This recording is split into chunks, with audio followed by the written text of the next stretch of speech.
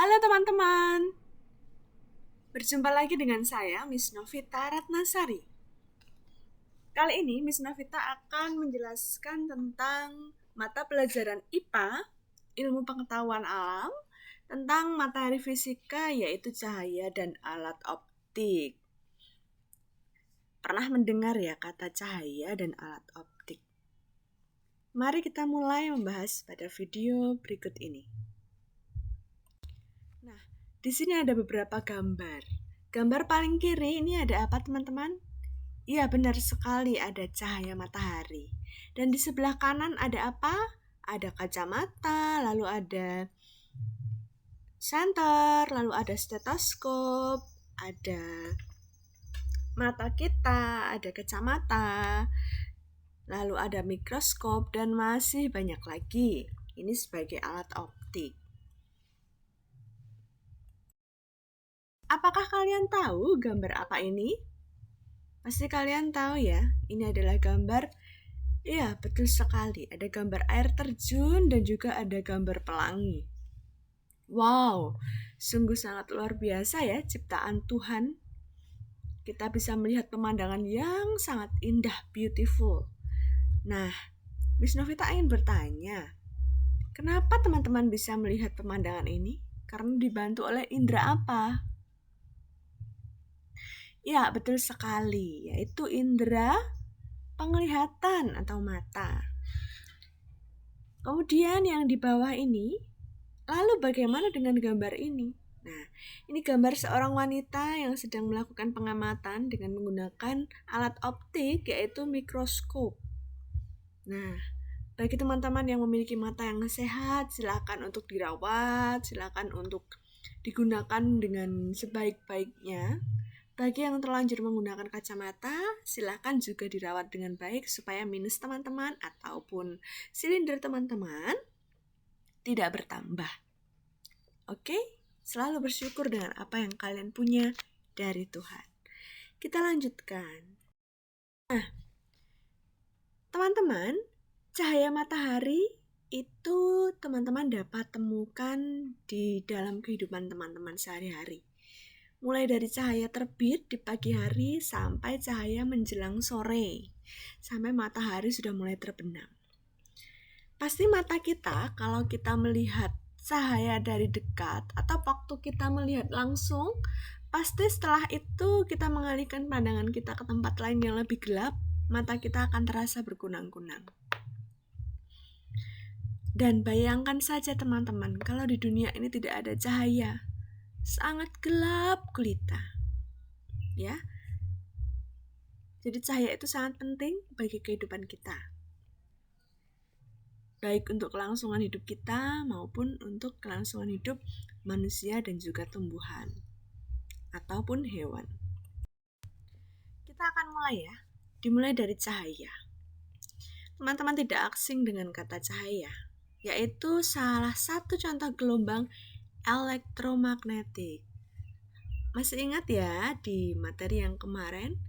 Elektromagnetik itu adalah gelombang yang bergerak tanpa adanya zat perantara. Jadi langsung bergerak lurus.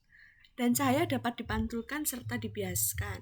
Nah, cahaya memiliki dua sifat, yaitu cahaya sebagai partikel dan cahaya sebagai gelombang atau dualisme. Nah, Miss Novita ini merangkum beberapa sifat cahaya. Yang pertama, cahaya merambat lurus. Dari gambar di sini ada sebuah lilin yang menyala lalu diberi sekat 3 lapis, bisa dari kertas atau dari kaca ya teman-teman. Coba teman-teman perhatikan atau praktekkan yang lebih nyata, teman-teman bisa melakukan praktek di rumah. Dan berilah komentar apa yang teman-teman rasakan dan apa yang terjadi dari percobaan teman-teman di kolom komentar YouTube channel Miss Novita. Kita lanjutkan. Pada saat kita berada di suatu ruangan, cahaya dari lampu akan menerangi ruangan tersebut dan merambat lurus dari sumbernya. Ketika ada sebuah penghalang yang menghalangi cahaya yang datang, maka akan terbentuk daerah gelap di tempat di mana cahaya terhalang. Nah, daerah itu dinamakan daerah bayangan. Apabila sumber cahaya cukup besar, terkadang terbentuk dua bayangan. Daerah di mana sumber cahaya terhalang, seluruhnya dinamakan umbra. Dan daerah di mana cahaya terhalang sebagian dinamakan penumbra. Selanjutnya, benda-benda gelap yang menghalangi cahaya dinamakan opaque atau benda tidak tembus cahaya. Lalu di bawah ini, kalimat kedua ada di bawah, ada benda yang dinamakan translucence, yaitu benda yang tembus cahaya. Contohnya pada kain, korden tipis, dan beberapa jenis plastik. Kita lanjutkan untuk sifat-sifat cahaya yang kedua, ada cahaya yang dapat dipantulkan. Dari gambar ini ada garis normal. Ini untuk memantulkan sinar dari senter. Nah, teman-teman bisa praktik juga di rumah. Ini dengan benda bening seperti kaca. Ya. Jadi sinar datang dari cahaya senter, kemudian memantulkan. Nah, jenis-jenis cahaya dapat dipantulkan itu membentuk pemantulan yang teratur seperti bawah bagian kiri ini, dan bawah bagian kanan yaitu pemantulan yang baur atau tidak teratur, atau arahnya kalau bahasa Jawanya itu teng serabut atau berbaur ke kanan, ke kiri, ke atas, dan tidak teratur. Kita lanjutkan. Apa itu pemantulan teratur? Yaitu pemantulan yang mengenai permukaan yang datar serta licin dan cahaya dipantulkan secara teratur. Nah, itu dinamakan pemantulan teratur. Begitu sebaliknya dengan pemantulan baur ya. Pemantulan baur itu yang tidak secara teratur. Nah, di sini disebutkan bahwa pemantulan oleh sebuah cermin datar memiliki sifat bayangan yang berukuran sama besar dengan ukuran bendanya. Nah, pemantulan oleh cermin cekung memiliki sifat bayangan yang ukurannya lebih besar daripada benda nyata. Nah, contoh cermin cekung nanti akan kita pelajari setelah slide berikut ini.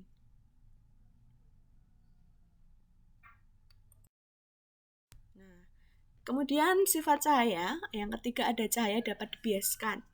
Teman-teman pasti sering melihat gambar seperti yang di kiri atas ini.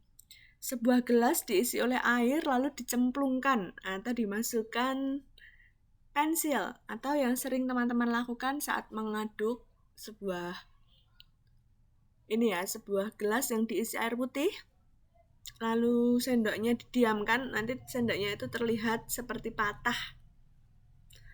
Tapi padahal itu tidak patah ya, hanya itu dinamakan sebagai pembiasan cahaya. Atau pada saat di air laut ya teman-teman, dari air ke udara lalu cahaya datang lalu dibiaskan seperti ini, gambar yang pada bagian kanan atas. Nah, pembiasan cahaya merupakan peristiwa pembelokan cahaya ketika merambat dari suatu medium ke medium lain yang memiliki indeks bias yang berbeda. Pembiasan cahaya terjadi karena adanya perubahan kelajuan gelombang cahaya ketika gelombang cahaya tersebut merambat di antara dua medium yang berbeda juga. Apakah kalian tahu gambar apa ini? Pasti kalian tahu ya, ini adalah gambar, iya betul sekali, ada gambar air terjun dan juga ada gambar pelangi. Wow, sungguh sangat luar biasa ya ciptaan Tuhan. Kita bisa melihat pemandangan yang sangat indah, beautiful. Nah, Miss Novita ingin bertanya, kenapa teman-teman bisa melihat pemandangan ini? Karena dibantu oleh indera apa? Ya, betul sekali, yaitu indera penglihatan atau mata. Kemudian yang di bawah ini, lalu bagaimana dengan gambar ini? Nah, ini gambar seorang wanita yang sedang melakukan pengamatan dengan menggunakan alat optik yaitu mikroskop. Nah, bagi teman-teman yang memiliki mata yang sehat, silakan untuk dirawat, silakan untuk digunakan dengan sebaik-baiknya. Bagi yang terlanjur menggunakan kacamata, silakan juga dirawat dengan baik supaya minus teman-teman ataupun silinder teman-teman tidak bertambah. Oke? Selalu bersyukur dengan apa yang kalian punya dari Tuhan. Kita lanjutkan.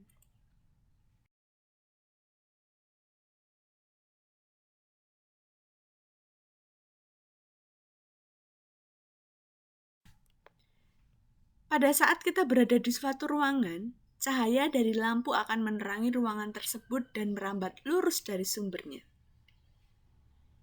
Ketika ada sebuah penghalang yang menghalangi cahaya yang datang, maka akan terbentuk daerah gelap di tempat di mana cahaya terhalang.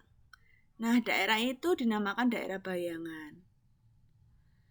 Apabila sumber cahaya cukup besar, terkadang terbentuk dua bayangan. Daerah di mana sumber cahaya terhalang seluruhnya dinamakan umbra. Dan daerah di mana cahaya terhalang sebagian dinamakan penumbra. Selanjutnya, benda-benda gelap yang menghalangi cahaya dinamakan opakwe atau benda tidak tembus cahaya. Lalu di bawah ini, kalimat kedua ada di bawah, ada benda yang dinamakan transluens, yaitu benda yang tembus cahaya, contohnya pada kain korden tipis dan beberapa jenis plastik.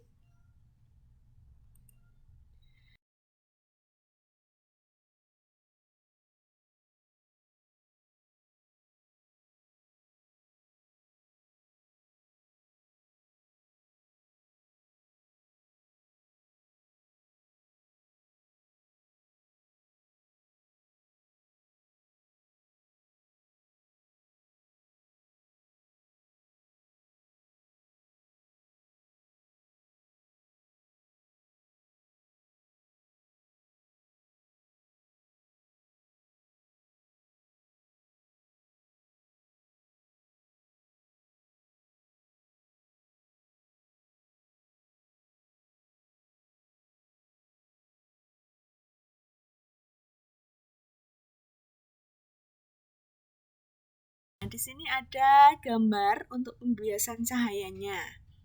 Untuk garis tengah ini adalah kaca. Perhatikan ya, ini ada tulisan cermin datar. Kemudian saat kita ngaca, itu di sini di sebelah kanan, ini benda. Bisa manusia. Saat sedang ngaca, sinar kan datang nih mengenai kaca, lalu memantulkan. Kemudian bendanya juga memantulkan ke kaca, lalu di bagian kiri ini ada bayangan kita. Seperti itu. Kita lanjutkan. Apa itu pemantulan teratur? Yaitu pemantulan yang mengenai permukaan yang datar serta licin dan cahaya dipantulkan secara teratur. Nah, itu dinamakan pemantulan teratur. Begitu sebaliknya dengan pemantulan baur ya. Pemantulan baur itu yang tidak secara teratur. Nah, di sini disebutkan bahwa pemantulan oleh sebuah cermin datar memiliki sifat bayangan yang berukuran sama besar dengan. Di sini adalah sifat gambaran bayangannya ya, dari sumbu utama menuju ke O, lalu ada F, ada M, ada lambda di sini, ada beta juga, ada K, ada B. Nah, teman-teman bisa melihat di bawah ini ada narasinya. Silakan sambil membaca serta memperhatikan gambar yang ada di atas. Sinar datang dari K, manakah K ada di atas ini? Mengenai cermin cekung di D. Kemudian datang mengenai D, maka garis normalnya adalah garis MD. MD itu yang mana? Ini sumbu utama ke bawah ya, dengan ditunjukkan ini garis putus-putus warna orange atau warna merah ini. Kemudian, dan sudut datangnya adalah sudut KDM atau dinamakan lambda. Sesuai hukum pemantulan, maka sudut pantulnya adalah MDC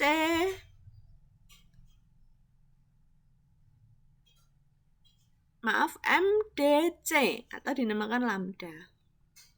Sedangkan sinar pantulnya adalah sinar DC yang ini ya, D ke C. Hal yang sama juga berlaku pada cermin cembung. Nah, cermin cembung itu cermin yang seperti apa teman-teman? Teman-teman akan belajar setelah ini. Sebelum kita ke cermin cembung, kita ke pembentukan bayangan oleh cermin cekung dulu. Ada beberapa ya bayangannya ya. dari benda pada jarak letak R di sini. Titik fokus yang S. Kemudian ada titik fokus di antara cermin dan juga F.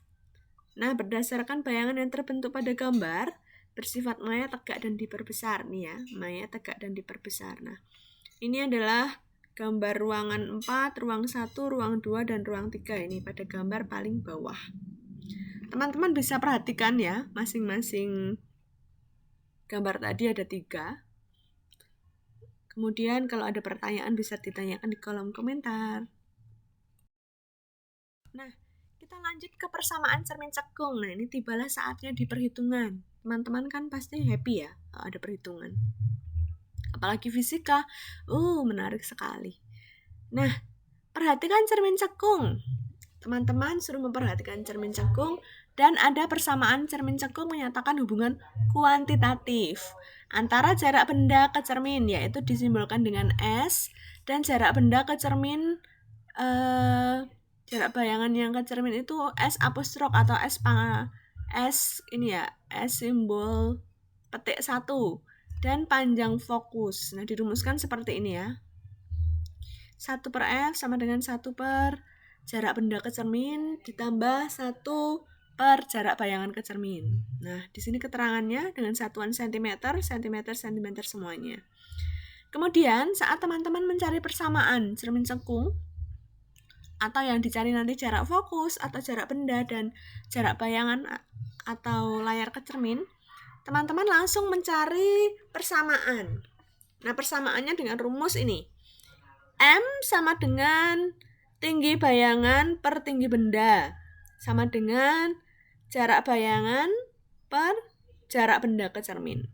Nah, perhatikan catatan yang ada di bawah ini.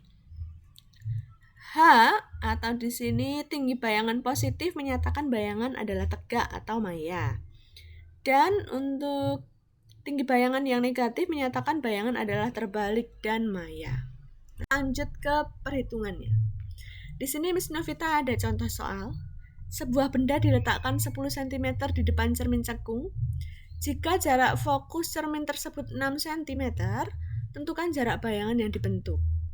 Lalu nyatakan sifat-sifatnya dan buatkan gambar diagram sinarnya. Nah, silakan Miss Novita berikan waktu teman-teman mengerjakan ini. Silakan siapkan kertas, siapkan juga alat-alat berhitungnya, lalu pakai buku, pakai pensil. Nah, teman-teman bisa pause video YouTube ini untuk melihat lebih lama soalnya, dan Miss Novita akan membahasnya. Nah, jarak benda dilambangkan dengan S ya tadi, 10 cm, nah di ruang 2. Kemudian jarak fokusnya ada cermin 6 cm. Dan yang ditanyakan adalah jarak bayangan, sifat bayangan, dan gambar diagram. Ada 3 pertanyaan sekaligus dalam satu soal. Nah, teman-teman tolong dijawab secara urut. Ditulis juga, diketahui, ditanyakan, dijawab. Supaya apa? Teman-teman menuliskan dengan cara seperti ini untuk mempermudah teman-teman dalam berhitung. Nah, setelah teman-teman menuliskan yang diketahui, tinggal masukkan ke rumus. Ya, 1 per 6, karena F-nya 6 ya. Ini F-nya 6. F itu jarak fokus ke cermin, kan dilambangkan dengan F. Sama dengan 1 per S ditambah 1 per jarak bayangan, karena yang dicari jarak bayangan. Kemudian diturunkan. Nah, pindah ruas teman-teman. Dalam matematika masih ingat ya. Kalau pindah ruas nanti bisa diganti dengan tanda pengurang. Dan nanti endingnya menjadi 15 cm. Kalau sudah ketemu jarak bayangan, kita cari perbesaran bayangan. Di sini pakai rumus yang seperti ini. Ketemu 1,5. Kemudian di sini ada gambar diagram sinarnya dari soal yang tadi. Silakan dipahami ya teman-teman ya. Berdasarkan hasil perhitungan dan diagram sinar, bayangan yang diperoleh bersifat nyata atau bayangan berada di depan cermin. Cerminnya cermin cekung ya ini ya. Terbalik, lalu perhatikan hasil diagram sinarnya ini. Dan diperbesar. Maka perhatikan hasil gambar diagram sinar dan hasil perhitungan M-nya. Nah, di sini ada beberapa gambar. Gambar paling kiri ini ada apa, teman-teman? Iya, benar sekali, ada cahaya matahari. Dan di sebelah kanan ada apa? Ada kacamata, lalu ada senter, lalu ada stetoskop, ada mata kita, ada kacamata, lalu ada mikroskop, dan masih banyak lagi. Ini sebagai alat optik.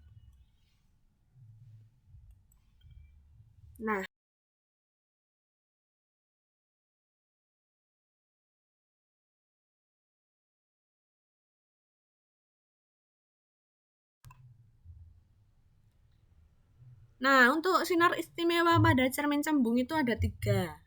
Silakan teman-teman perhatikan perbedaannya ya. Kemudian ini untuk melukis bayangan pada cermin cembung dibutuhkan minimal 2 buah sinar istimewa dengan langkah-langkah sebagai berikut. Nah, ini tolong dilihat kembali, dibaca 1 sampai 4, dibandingkan atau dicek di gambar yang ini. Di narasi paling bawah, jika benda diletakkan di depan cermin cembung, maka bayangan yang terbentuk akan bersifat maya, tegak, dan diperkecil.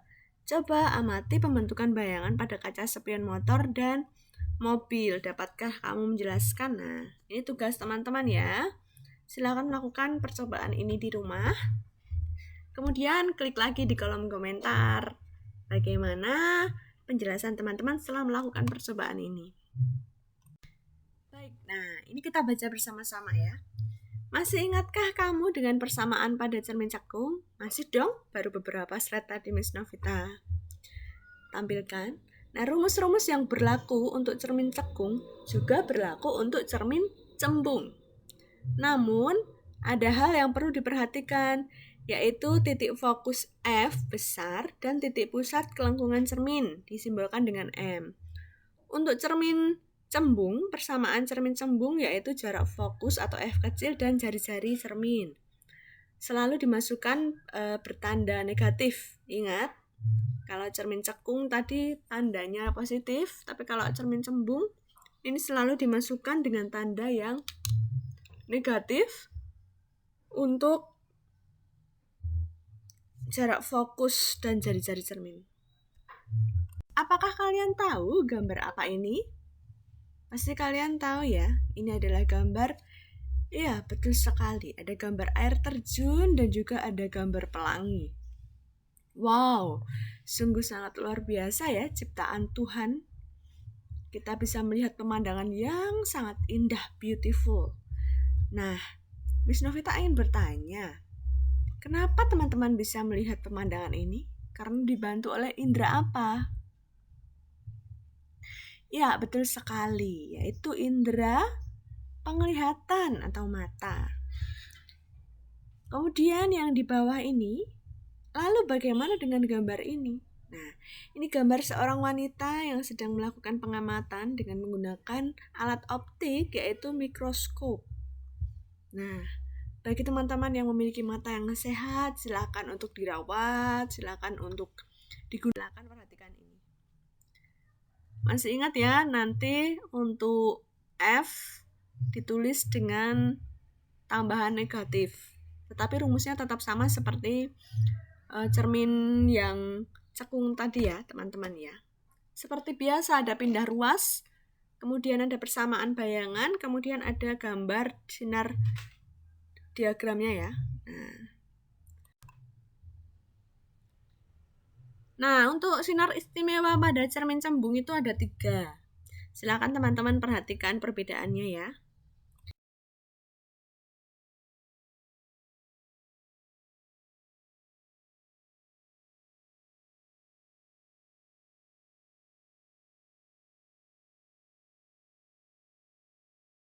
Kemudian ini untuk melukis bayangan pada cermin cembung dibutuhkan minimal 2 buah sinar istimewa dengan langkah-langkah sebagai berikut. Nah, ini tolong dilihat kembali, dibaca 1 sampai 4, dibandingkan atau dicek di gambar yang ini. Di narasi paling bawah, jika benda diletakkan di depan cermin cembung, maka bayangan yang terbentuk akan bersifat maya, tegak, dan diperkecil. Coba amati pembentukan bayangan pada kaca spion motor dan mobil. Dapatkah kamu menjelaskan? Nah, ini tugas teman-teman ya. Silakan melakukan percobaan ini di rumah. Kemudian klik lagi di kolom komentar bagaimana penjelasan teman-teman setelah melakukan percobaan ini.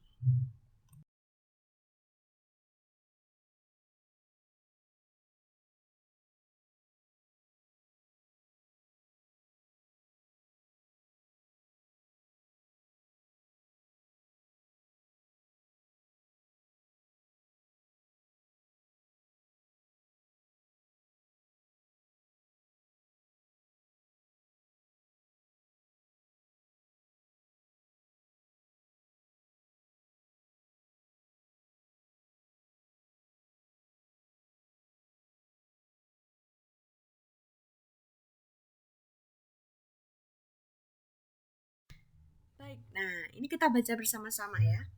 Masih ingatkah kamu dengan persamaan pada cermin cekung? Masih dong, baru beberapa slide tadi Miss Novita tampilkan. Nah, rumus-rumus yang lalu yang ini pada lensa cekung. Nih, lensa cekung. Kalau tadi cermin datar, cermin cembung, cermin cekung kan juga ada sinar istimewanya ya di depan tadi di slide yang sebelum-sebelum ini. Lalu kita lanjutkan nih teman-teman.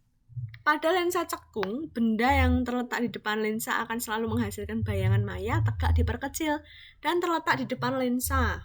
Perbesaran lensanya itu dengan rumus ini ya. Sedangkan pada lensa cembung, titik fokus F bernilai positif, sama seperti cermin cekung. Pada lensa cekung, titik fokus bernilai negatif juga. Nah, kuat lensa adalah kemampuan lensa dalam mengumpulkan atau menyebarkan sinar. Satuannya dioptri dinyatakan sebagai D sama dengan 1/F. Kemudian dengan syarat F harus dinyatakan ke dalam M. Jika F dinyatakan dalam cm, maka rumusnya D sama dengan 100/F. Kita lanjutkan. Apa itu pemantulan teratur? Yaitu pemantulan yang mengenai permukaan yang datar serta licin dan cahaya dipantulkan secara teratur. Nah, itu dinamakan pemantulan teratur. Begitu sebaliknya dengan pemantulan baur ya. Pemantulan baur itu yang tidak secara teratur. Nah, mari lengkapi materi kita ini dengan melihat PDF yang Miss Novita akan kirimkan. Jadi masih ada 2 PDF lagi, itu berisi tentang materi yang lebih lengkap. Nah, teman-teman kalau ingin mendapatkan PDF dari Miss Novita, bisa chat di kolom komentar ini, menyertakan alamat emailnya, dan nanti Miss Novita bisa kirimkan PDF-nya. Selain itu, teman-teman bisa sekali untuk mendapatkan balasan fast respon untuk hubungi atau chat ke email Miss Novita, yaitu emailnya marianovitaratnasari@gmail.com, atau email yang kedua Miss Novita yaitu novitamariaratnasari@gmail.com. Nah, teman-teman bisa mendapatkan PDF materi dari Miss Novita secara gratis. Jangan lupa like and subscribe di channel YouTube Miss Novita ini supaya Miss Novita bisa menampilkan banyak video materi lagi. Jangan lupa untuk klik lonceng supaya teman-teman bisa sering sekali mendapatkan notifikasi dari uploadan Miss Novita di YouTube. Oke, semangat untuk belajar ya teman-teman ya. Dadah, sampai jumpa di video selanjutnya.